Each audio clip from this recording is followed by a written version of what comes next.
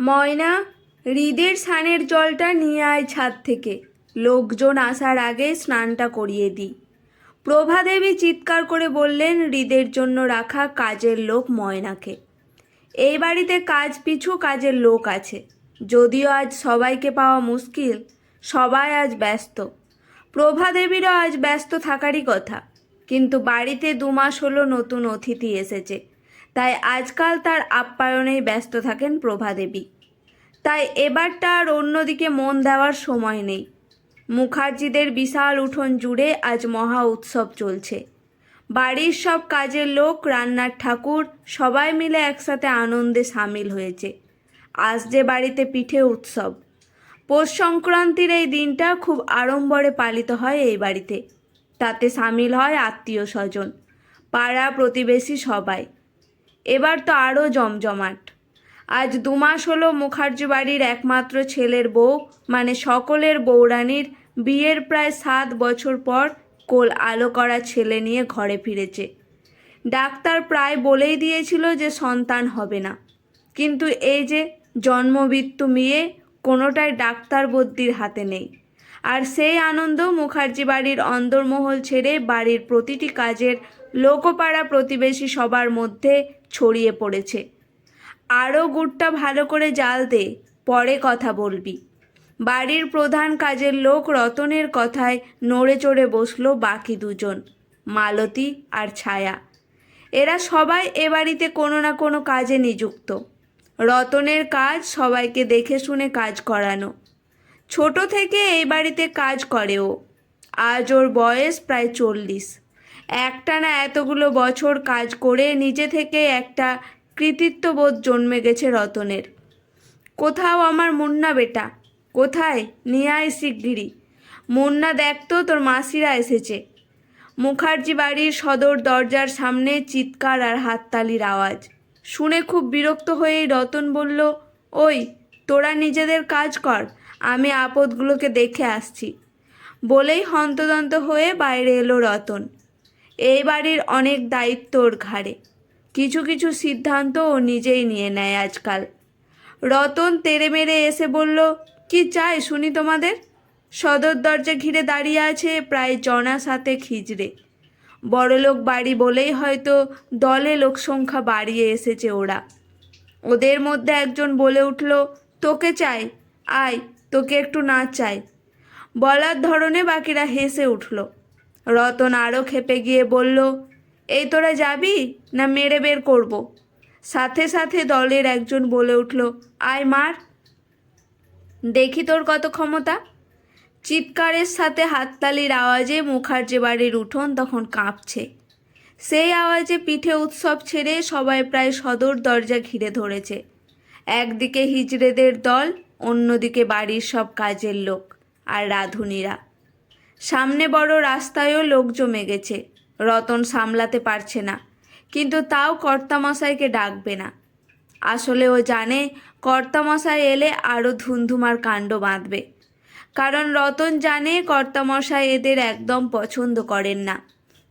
কর্তামশাইয়ের নিজের যখন ছেলে হয় তখনও এদের সাথে খুব ঝামেলা হয়েছিল। তখন অবশ্য রতন অনেক ছোট, গ্রাম থেকে সবে এসেছে, কিন্তু সেসব মনে আছে রতনের। তাই আজ একটা শুভ দিনে আর এরকম ঝামেলা চাইছে না রতন। তাই সামলানোর চেষ্টা করে চলেছে এক হাতে। কিন্তু এত আওয়াজ কি আর অন্দরমহলে না ঢুকে পারে? বাইরের কোলাহল, ওপর থেকে ছুটে এলো অরূপ, এই মুখার্জি বাড়ির কর্তা মানে অবনীবাবুর ছেলে। এই অরূপেরই ছেলে হয়েছে, আর তারই দৌলতে আজ এদের সমাগম।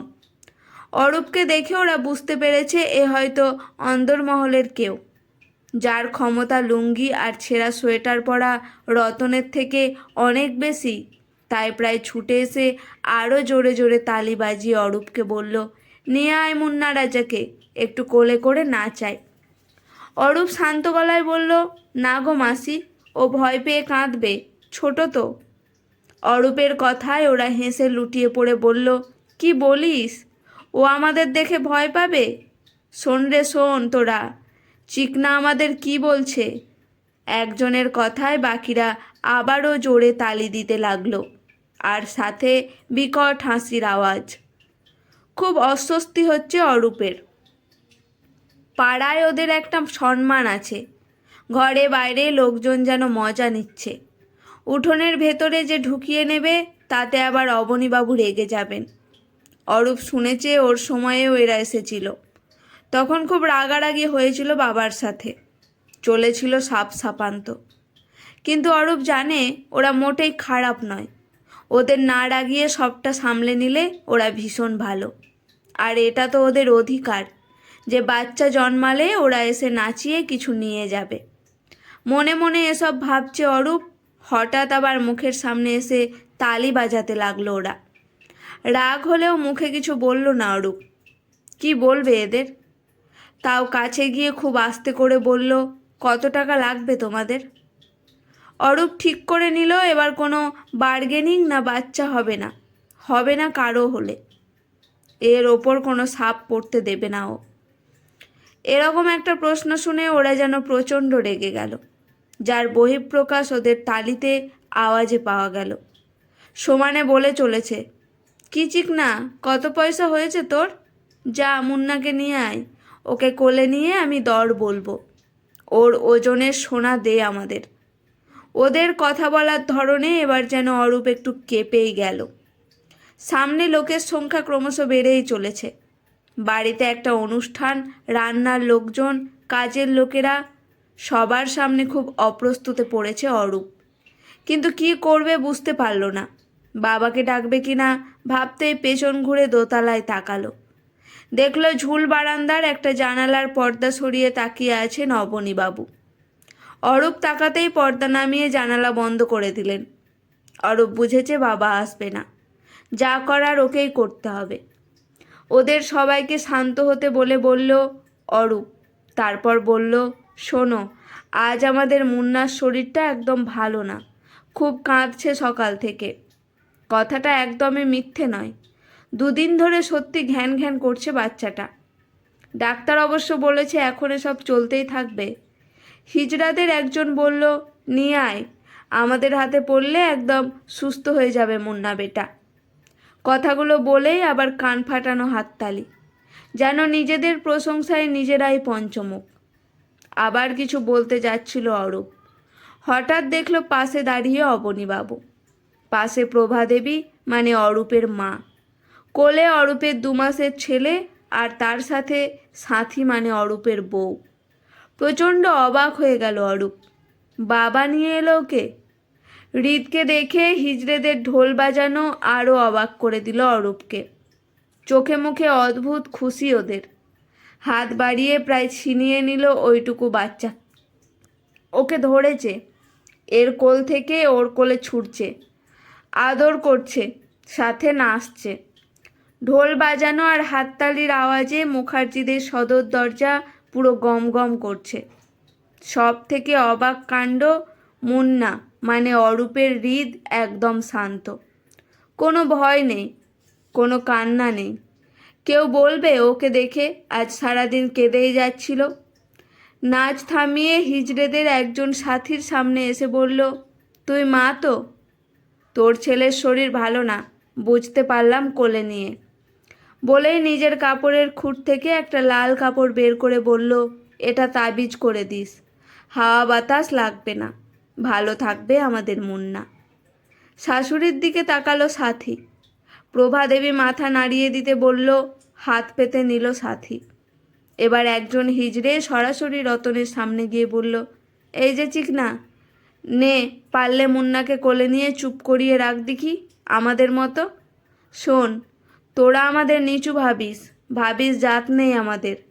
বাচ্চারা কিন্তু আমাদের বোঝে, ভালোবাসে।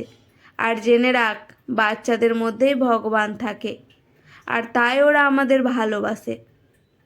বাচ্চারা যখন বড় হয়ে যায় তখন তোর মতো হাড়ে বজ্জাত হয়। ছি, চল সব চল। কথাগুলো রতনের দিকে ছুঁড়ে নিজেই নিজের কথার সুখ্যাতি করে হাততালি দিতে দিতে চলে যাচ্ছিল ওরা। অরূপ পিছন থেকে ডেকে বলল, কি গো, চলে যাচ্ছ যে? মুন্না খুশি হলো তো? তো ওর মাসিদের কিছু দেবে? একজন হিজড়ে বলল, যেদিন মুন্না দেবে সেদিন নিয়ে যাব। তোরা অসভ্য, তোদের থেকে নিলে আমাদেরই জাত যাবে, বুঝলি? বলেই আবার করতালি, সাথে ঢোলের বোল। দুইয়ের মিলিত আওয়াজখানা এমন যেন কোনো দেবীর আরাধনা চলছে এখানে। এতক্ষণ পাশে দাঁড়িয়ে সবটাই চুপ করে দেখছিলেন অবনীবাবু। এবার জোরে হুঙ্কার দিয়ে বললেন, কোথায় যাচ্ছ সব? মুন্নাকে যদি এতই ভালোবাসো, কিছু না খেয়ে কোথাও যাবে না। দেখছো না কি সুন্দর গুড়ের গন্ধ আজ বাতাসে? চাল গুঁড়োর ধুলো উঠছে, পিঠে বানাচ্ছে সবাই।